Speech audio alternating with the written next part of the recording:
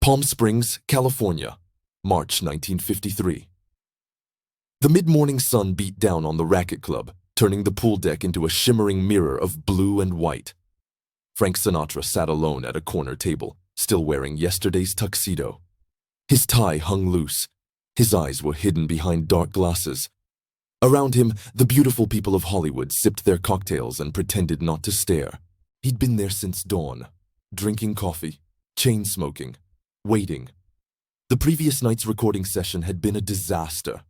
His voice cracked on the high notes. The musicians exchanged glances. His career was circling the drain, and everyone knew it. Columbia Records was about to drop him. The movie offers had dried up. The screaming Bobby Soxers who'd once mobbed him now chased younger singers. His bank account was bleeding. His confidence was shattered. The man who'd once filled the Paramount Theater with 30,000 screaming fans now struggled to fill a nightclub in Vegas. But none of that hurt like what was coming today. Frank Sinatra wasn't just famous, he'd been a phenomenon. In 1943, 30,000 fans rioted at the Paramount Theater just to see him. Girls fainted in the aisles. Police had to form human barriers. During the war, his voice had been America's comfort, piped into every home through radio speakers. Soldiers carried his records overseas. Mothers wanted their daughters to marry him. Daughters wanted to marry him. He'd represented something pure in a world gone mad with violence and uncertainty. But that was before Ava Gardner.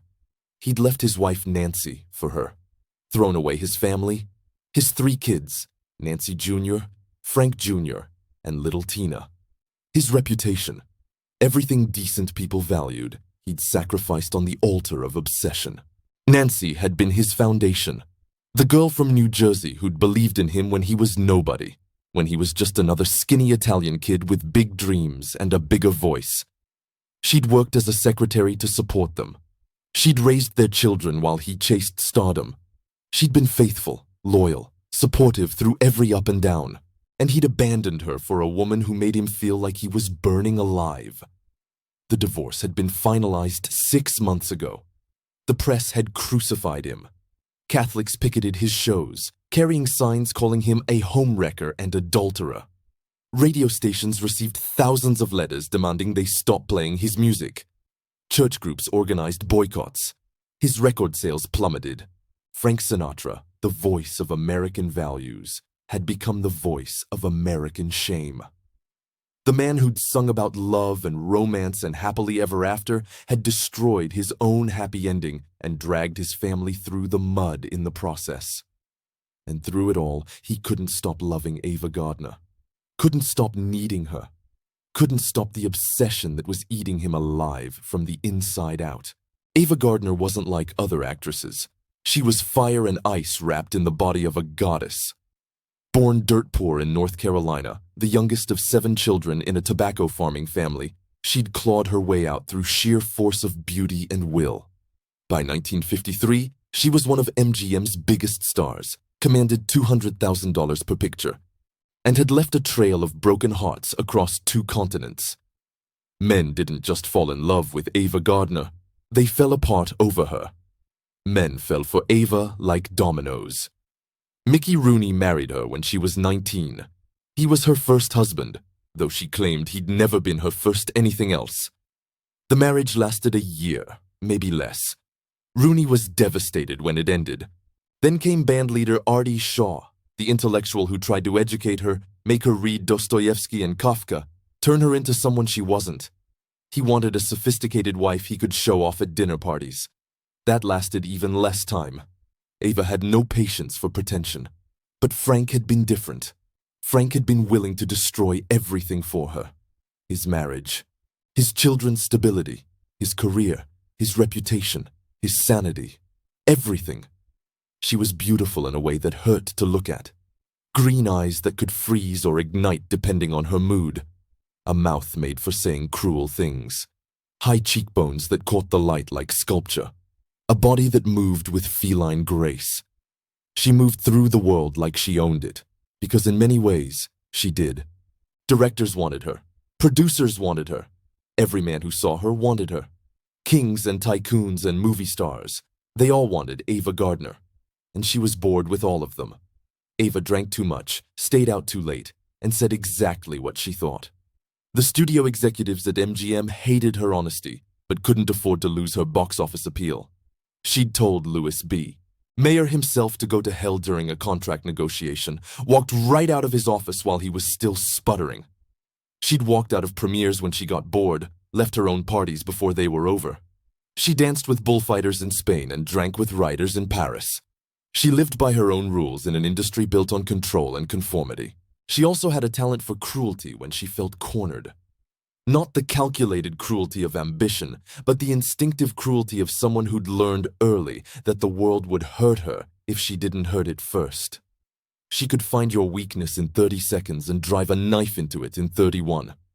She knew exactly where to cut to make it hurt the most, and she never apologized afterward. People around Frank had warned him. Hank Sanicola, his manager and oldest friend, had said Ava would destroy him. His mother Dolly had said the same thing, though in saltier language. Dolly Sinatra didn't mince words. She'd called Ava a tramp, a homewrecker, a woman with no morals. They'd all seen the pattern, how Ava would pull Frank close, make him feel like he was the only man in the world, then push him away without warning. How she'd tell him she loved him on Monday, then disappear for 3 days without a phone call. How she'd kiss him goodbye at the airport and be photographed with another man by that afternoon. How she'd make promises she had no intention of keeping. But Frank couldn't stop. He was 50 pounds lighter than his bobby soxer days. His suits hung off him like he was a skeleton wearing someone else's clothes. He wasn't eating. Food tasted like cardboard. Wasn't sleeping. He'd lie awake at 3 in the morning wondering where Ava was, who she was with, what she was doing. He'd started seeing a psychiatrist, something men didn't admit in 1953. The man who'd once been America's most confident performer now popped pills just to get through a recording session. Nembutol to sleep, Benzedrine to wake up, whiskey to numb the constant ache in his chest. And Ava knew it. She knew exactly how much power she had over him. She wielded it like a weapon when it suited her purposes. Frank saw her car pull into the parking lot at 11:30, the black Cadillac convertible she'd bought with her showboat money. His stomach tightened into a knot. He ground out his cigarette, immediately lit another. His hands were shaking. He clasped them together to hide it, but they still trembled. She walked across the pool deck like she was walking onto a movie set. White sundress that showed off her tan. Dark glasses that hid her eyes. Her hair was pulled back, emphasizing the perfect bone structure of her face. Every head turned. Conversation stopped mid-sentence. Waiters froze with trays in their hands. She always had that effect. She bent reality around herself, made the world reorganize itself to notice her. It was effortless for her, this power. She'd been born with it. She sat down across from him without saying hello, ordered a gimlet from the passing waiter. Her voice was flat, businesslike. Didn't look at Frank, didn't acknowledge him at all. She might as well have been sitting alone. The silence stretched out. 30 seconds. A minute. Frank's hands shook slightly. He clasped them together to hide it, but the tremor was still visible. A bead of sweat ran down his temple despite the shade umbrella. His throat was dry. He wanted to speak but couldn't find the words. Finally, he spoke. He told her he'd gotten the part, the role in From Here to Eternity. It wasn't official yet, but Harry Cohn had basically promised. Maggio, the scrappy Italian soldier who gets beaten to death by a sadistic stockade sergeant. It was perfect for him. $8,000, nothing compared to what he used to make. But that didn't matter. It could save his career. Give him credibility as an actor, not just a singer. He wanted her to know that things were going to get better now. That he could provide for her properly. Buy her nice things. Take her to nice places. That they could make it work. That all the struggle and pain and humiliation would be worth it. Ava took a sip of her drink. She still hadn't looked at him. She watched a woman dive into the pool, watched the water splash and settle, watched the ripples spread out in perfect circles. Frank kept talking. His words came faster now, tumbling over each other. He mentioned the house he wanted to buy them in Beverly Hills, the trip to Italy they could take, see Rome and Florence and Venice. How grateful he was for her support during the screen test, how she'd helped him prepare, how she'd believed in him, how he knew things had been hard, but this changed everything. They could start fresh. They could be happy. They could make people forget about the scandal and the divorce and all the ugliness. She finally looked at him then. Her expression was completely flat. No anger, no sadness, no emotion at all. Just a blank, perfect face that could have been carved from marble. The words she said next were quiet, but they carried across the table like bullets. She told him it was over. Simple as that. 3 words. It was over. Frank went very still. His cigarette burned down between his fingers, the ash growing longer and longer. He didn't seem to notice. His face had gone pale under his tan. His mouth opened slightly, but no sound came out. He asked her what she meant. His voice was barely above a whisper. Surely she didn't mean what he thought she meant. Surely there was some misunderstanding. Surely this was just another one of their fights, the kind they'd had 100 times before, the kind that ended with passionate reconciliation. Ava's response was clinical, almost bored. She explained that she'd been thinking about it for weeks. Longer than that, really. Months. She'd realized she didn't want to be married anymore. Not to him, not to anyone. She loved her freedom too much. Loved being able to go where she wanted, see who she wanted, do what she wanted. She'd already talked to her lawyer about an annulment. They'd only been married for 16 months. It wouldn't be complicated. The Catholic Church would probably grant it given the circumstances. She'd be free. They'd both be free. Frank's face had gone pale. He tried to speak, but she wasn't finished. She was on a roll now, her voice picking up speed and intensity. She told him about the actor she'd met in Spain while filming The Barefoot Contessa. She didn't say his name. It didn't matter, really. But she described him in detail. How charming he was. How he made her laugh without trying. How he spoke 3 languages fluently and knew about art and literature. How being with him felt easy in a way that being with Frank never had. How he didn't need her, didn't cling to her, didn't fall apart when she went out without him. How refreshing it was to be with a man who had his own life, his own interests, his own sense of self. She said Frank was suffocating her, that his need for her was like drowning, that she couldn't breathe around his jealousy and his demands and his constant emotional crises. The phone calls at 3 a.m. asking where she was. The accusations every time she talked to another man. The tears, the threats, the melodrama. She'd married him during what she now recognized was a moment of weakness, a moment when his vulnerability had seemed romantic instead of pathetic. But she was strong enough to correct her mistake. Strong enough to walk away before she suffocated completely. Around them, the pool deck had gone quiet. Other guests had stopped pretending not to listen. They were witnessing the public execution of Frank Sinatra's heart, and nobody could look away. It was too fascinating, too brutal, too real. This was better than any movie. This was real pain, real humiliation, happening right in front of them. Frank finally moved. He reached across the table, tried to take her hand. She pulled back like he'd burned her, like his touch was physically repulsive. Her face showed disgust, actual disgust. He said her name, just once. Ava. The way you'd say a prayer, the way you'd plead for your life. What Frank Sinatra did next would be talked about in Hollywood for decades. It would become legend. People would tell the story at parties, in restaurants, in studio commissaries. They'd embellish it, change details, argue about what was actually said. But everyone agreed on one thing. What Frank did that day shocked everyone who witnessed it. He didn't beg. He didn't cry. He didn't make a scene. He did something far more powerful, far more devastating. He let her go completely. He leaned back in his chair.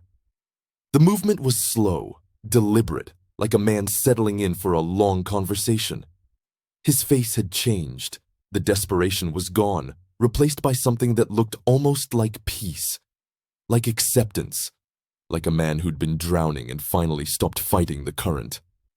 He told Ava he understood. His voice was steady, calm, like he was discussing the weather or the stock market. No tremor, no tears, just calm. Frank explained that he'd been thinking too. He'd realized something during those sleepless nights, during the recording sessions where his voice wouldn't work, during the moments when he'd reached for the phone to call her and stopped himself at the last second, during the times he'd driven past her house at midnight just to see if her lights were on, during the panic attacks that left him gasping for breath in empty hotel rooms. He wasn't talking about the marriage anymore. He was talking about himself. Frank described what he'd become, how he'd abandoned his children for someone who didn't really want him, how Nancy Jr.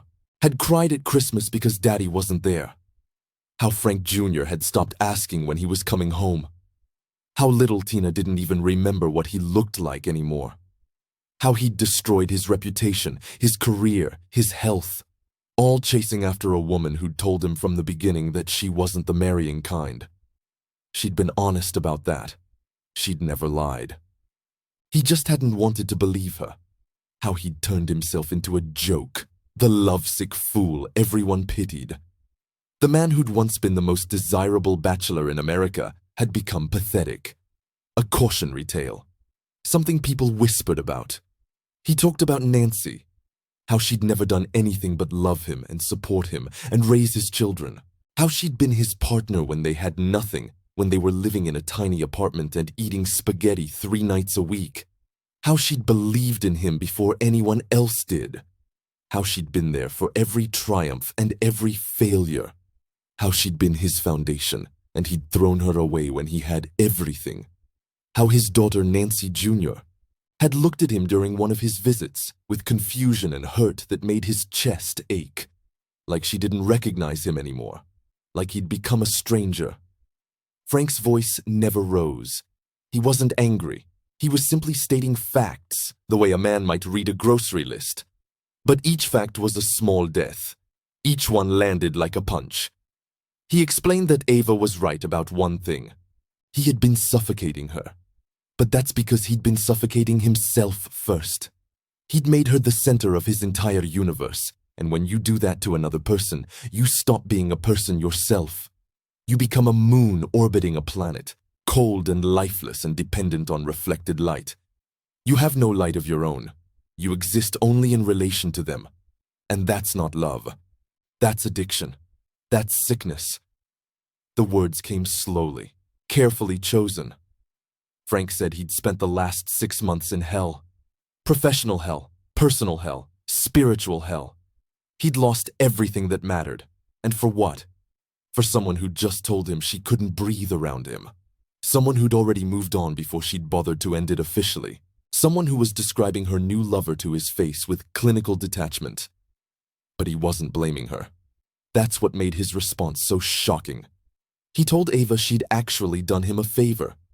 By being exactly who she'd always been, honest, selfish, cruel when necessary, she'd forced him to see the truth. And the truth, as much as it hurt, was liberating. The truth was simple. He'd been trying to earn her love by erasing himself. Thought if he sacrificed enough, suffered enough, proved his devotion clearly enough, she'd finally see him as worthy. He'd believed that love was something you earned through pain. Through giving up everything, through making yourself smaller and smaller until you disappeared completely. But love doesn't work like that. You can't earn it through sacrifice. You can't win it through suffering. You can't demand it through need. Love that costs you everything isn't love at all. It's slow suicide. Frank looked at her directly for the first time since she'd delivered her news. He told her she was right to leave. Not because she'd met someone else. That part didn't matter. Men would always want Ava Gardner. There would always be someone new. But because they'd never been equals. He'd put her on a pedestal so high she couldn't help but look down on him. He'd made himself small to make her feel big. He'd erased his own needs, his own wants, his own identity to serve hers. And eventually, she'd started to see him the way he saw himself, as something pathetic, something weak, something she could use and discard without consequence.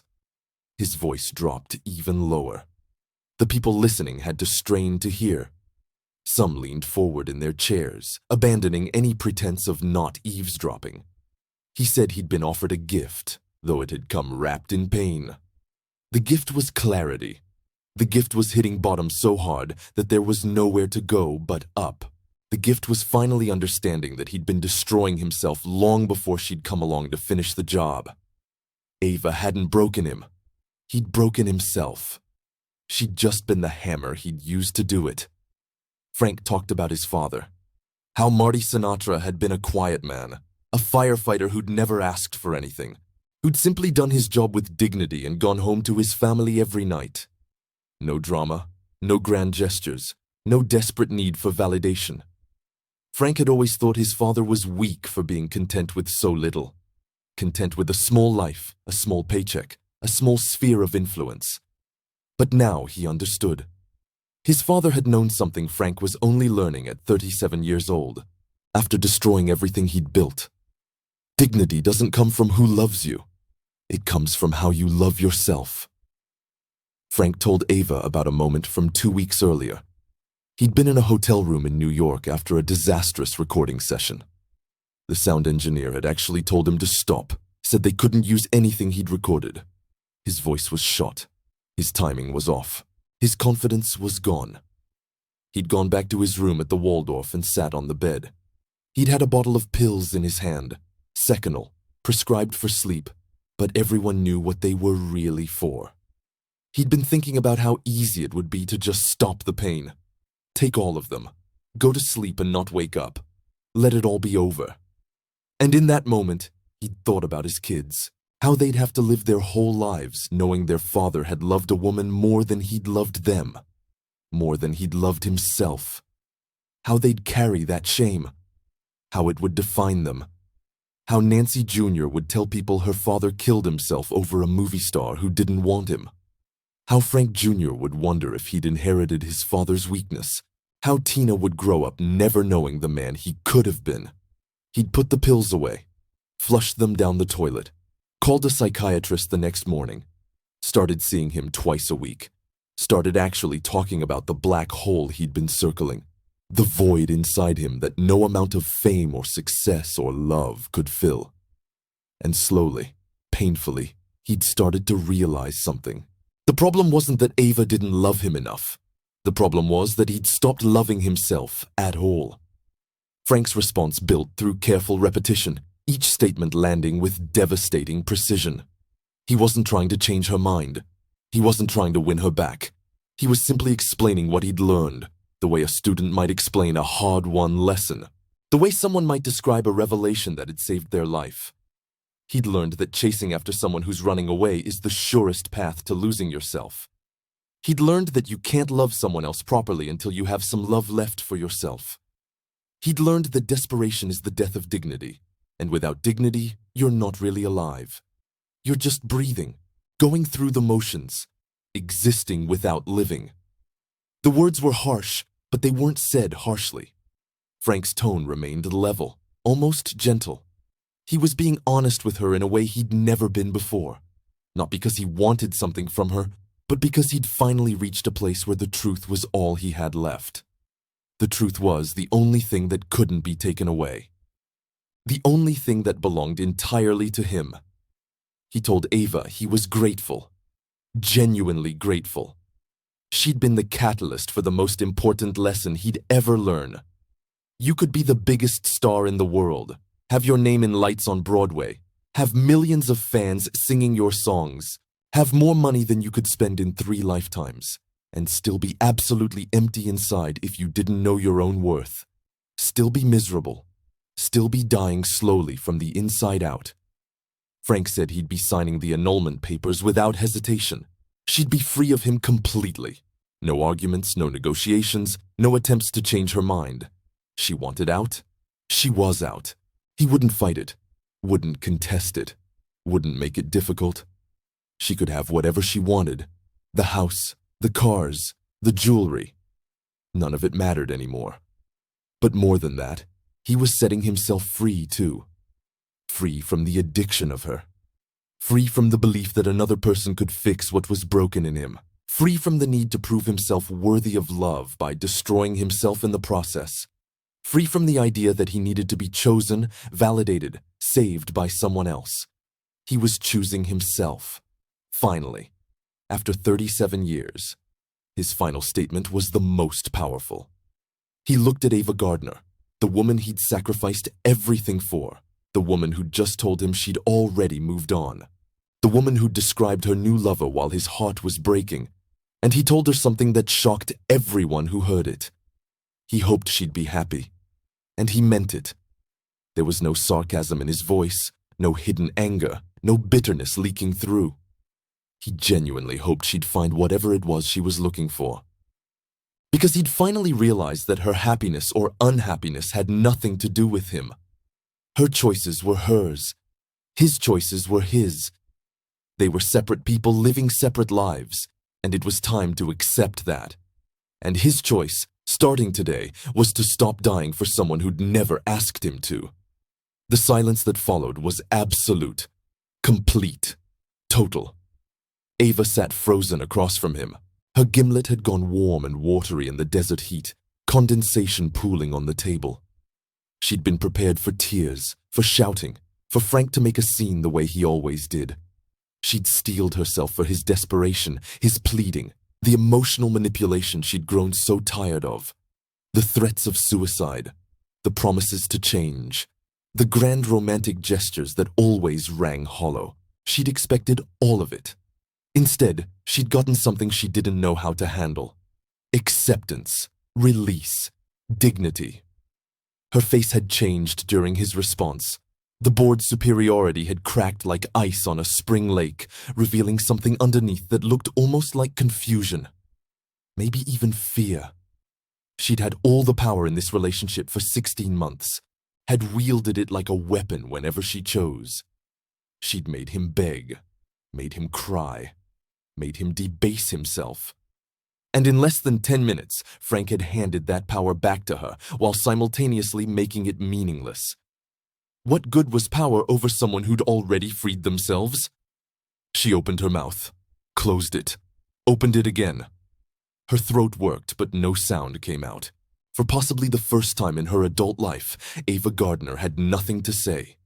No cutting remark, no cruel observation, no defense, nothing. Frank stood up.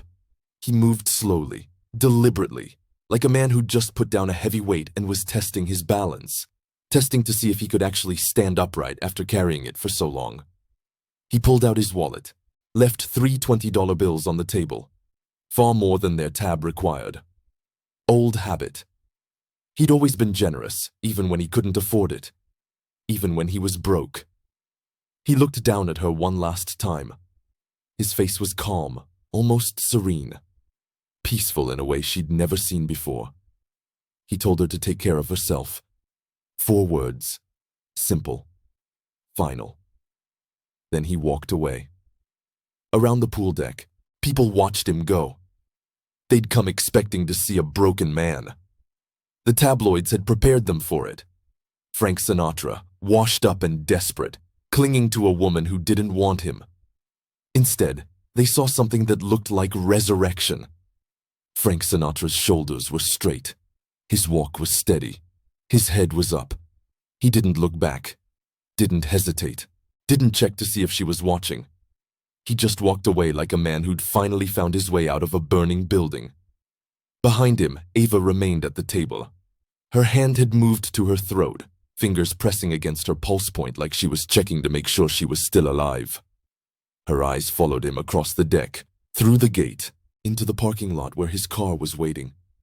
She watched until he disappeared from view. She didn't call after him, didn't try to follow, didn't do any of the things she usually did when a man walked away. The things that always brought them crawling back. She just sat there, perfectly still, a beautiful woman at a beautiful resort on a beautiful day, looking for the first time in her life like she might have miscalculated something crucial, like she might have just lost something she didn't know she wanted to keep. That evening, Frank drove to his mother's house in Hoboken. 3 hours through traffic across New Jersey, back to where it all started.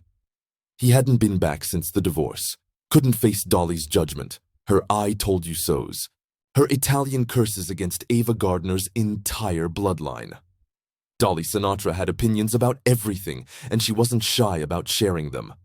But now he found himself pulling up to the small row house where he'd grown up, where everything had been simple and clear, where right and wrong weren't complicated, where family meant something. Dolly opened the door. She was in her 60s now, still strong, still fierce, still the toughest person Frank had ever known. She took one look at her son's face and knew something had changed. She didn't say anything, just stepped aside to let him in. Didn't ask questions, didn't offer commentary, just let him in. They sat at the kitchen table, the same one where Frank had eaten thousands of meals as a boy. The same one where he'd done homework and told his parents about his dreams and learned what it meant to be part of a family. Dolly made coffee the old way, in a pot on the stove, strong and bitter. For a long time, neither of them spoke. The silence was comfortable, familiar. The silence of people who knew each other too well for small talk. Finally, Frank told her what had happened, not the dramatic parts. His mother didn't need the details.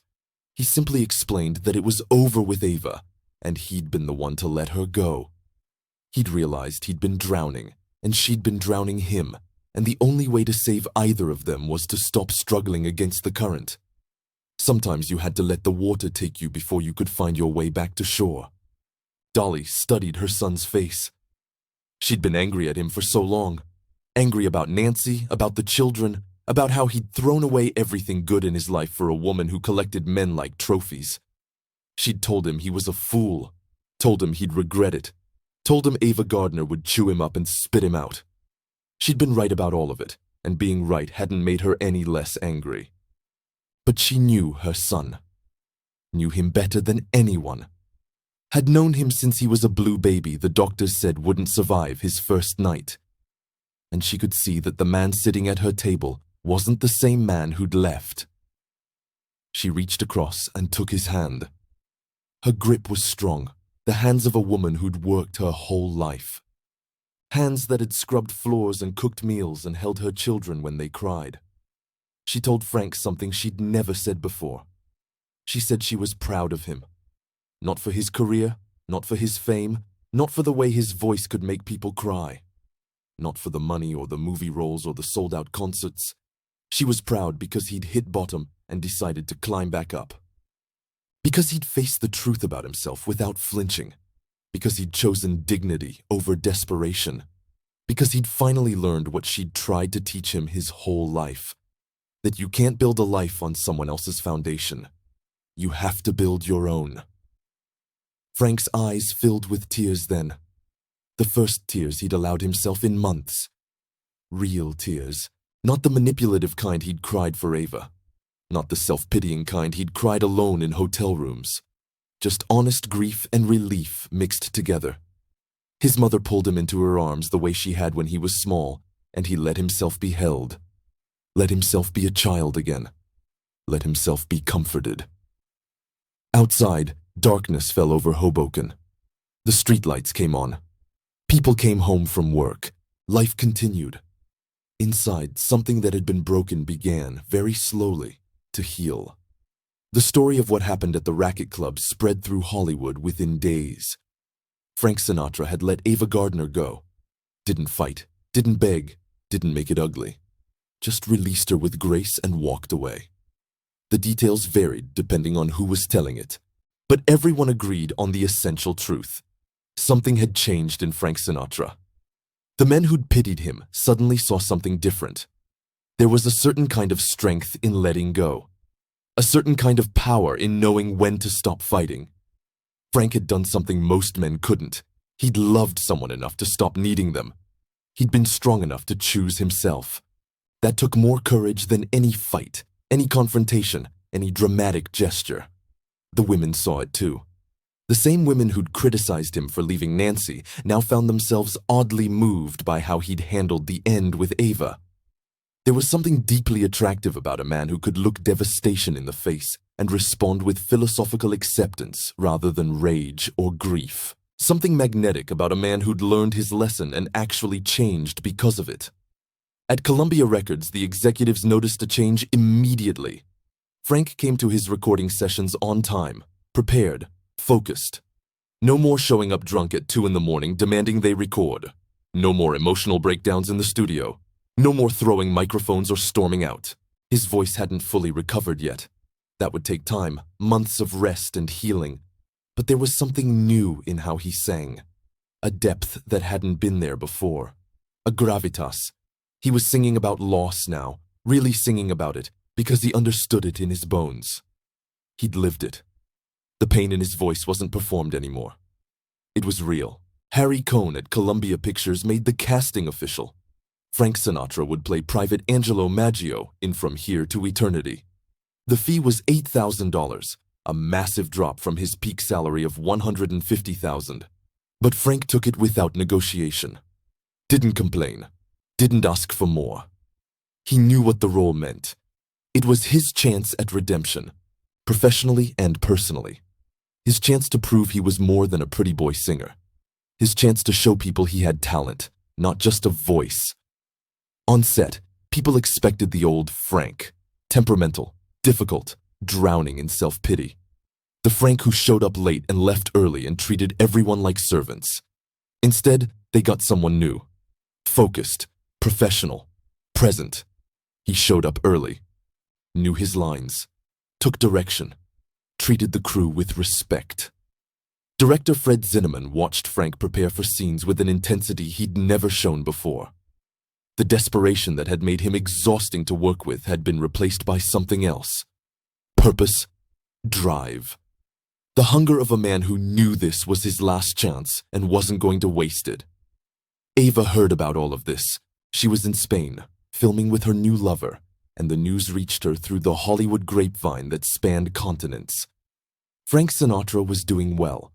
Frank Sinatra was working hard. Frank Sinatra had stopped calling her. The phone didn't ring at 3 a.m. anymore. No more desperate telegrams. No more flowers arriving at her hotel. No more private investigators following her.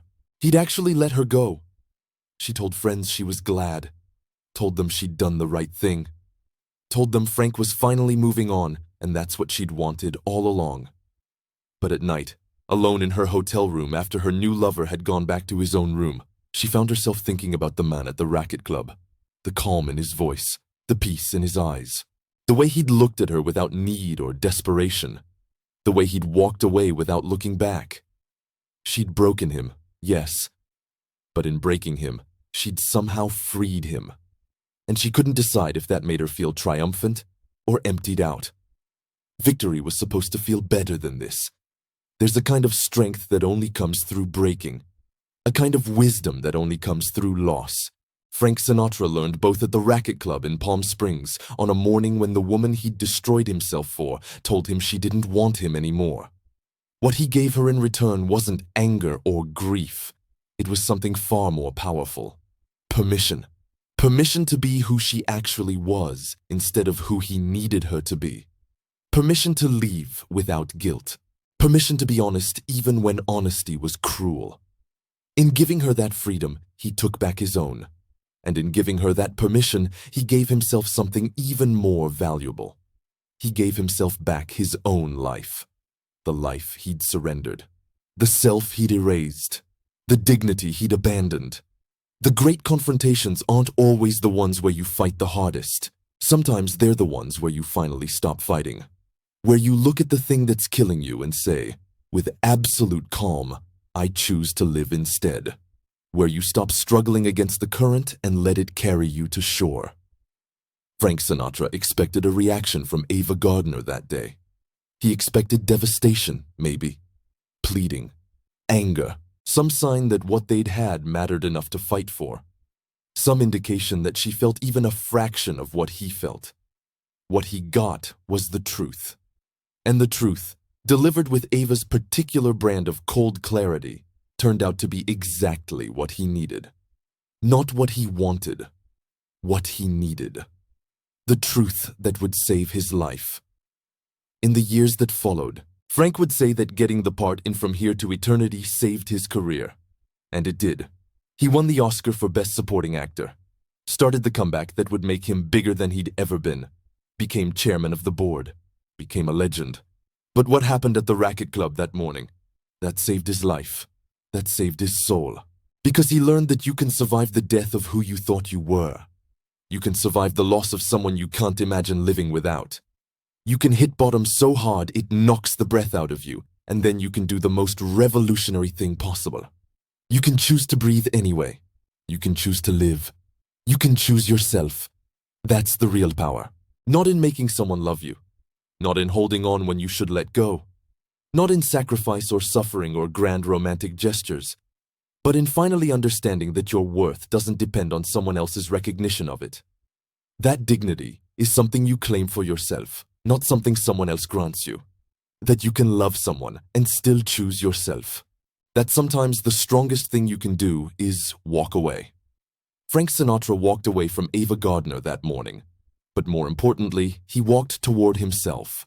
Toward a version of himself that didn't need anyone else's approval to exist. Toward a life built on solid ground instead of shifting sand. Toward a future where his worth wasn't determined by whether someone loved him back. The voice that would define American music for decades was saved not by fame or success or talent. It was saved by a moment of devastating honesty and the courage to accept it with grace. By the willingness to let go of everything he thought he needed in order to reclaim what actually mattered. Sometimes the strongest thing you can do is let go. Sometimes the bravest thing you can say is goodbye. And sometimes, the person who breaks your heart gives you the only gift that matters. The chance to finally put yourself back together the right way. The chance to build something real instead of something based on need and desperation. The chance to love yourself enough to survive.